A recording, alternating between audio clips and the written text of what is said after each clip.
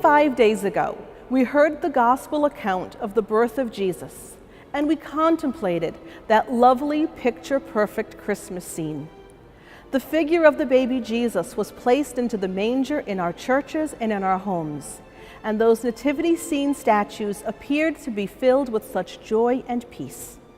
Didn't it all just seem so perfect? Meanwhile, in homes all over the world, there were families struggling to get their children ready and in the car for Mass. Families arguing over Christmas dinner. Families without the resources to provide Christmas dinner. And people who were without their families and loved ones because of distance, death, or estrangement. We might look at those peaceful plaster figures in the nativity scene and think, of course they're the Holy Family. It's easy to be holy when you're surrounded by singing angels and your baby's God.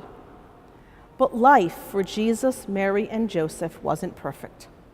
The angels eventually went away, and Jesus was as fully human as he was fully divine. There was dinner to cook, clothes to wash, diapers to change.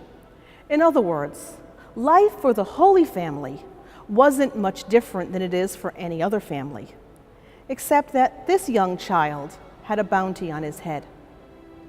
And so, Mary and Joseph left their home, their jobs, their extended family and friends, and their country in order to protect the child Jesus, to provide for him the best they could. We don't know what their life was like once they got to Egypt, but we can imagine that being a refugee in another country was an overwhelming and heart-wrenching experience. We might wonder, is there a joyful message to proclaim here?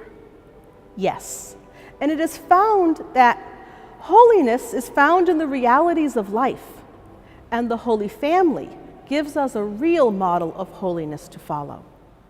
We find holiness as Mary and Joseph, fulfilling their parental responsibilities, risk their lives to save the child who would give his life to save us. Joseph could have decided this was not what he signed up for. After all, Jesus wasn't his biological child, but he and Mary embraced God's will and were faithful to their vocation as parents. In this, we learn that we too can be holy if we are open and responsive to God's will for our lives. We find holiness as Mary and Joseph placed Jesus at the center of their lives. Jesus is the very presence of God, a presence that he gives to us through the Eucharist, so that his presence might live in us. In this, we learn that we can be holy if we embrace Christ's presence and live as people of love, compassion, and mercy. Mary and Joseph showed the sacrificial love on which family is built. Hopefully, we will never have to risk our lives or our livelihood to save the life of another, but we are called each day to offer real love. To love another person is to put that person's well-being ahead of our own desires. Love is a decision to open our hearts and make ourselves vulnerable, to accept joy, fear, sadness, and pain. Love is a commitment to forgive and to seek forgiveness.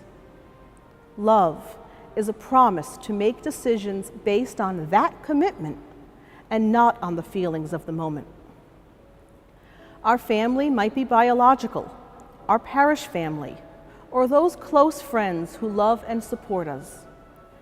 We might even have strained or even broken relationships with members of our family. But if we remember that holiness is found in the messiness of everyday life, we might just find examples of holiness in struggling parents, apologetic children, forgiving siblings, and supportive aunts and uncles, cousins, and friends. In those everyday people, we might just find the holiness we seek and the proof that we too can be and have a holy family.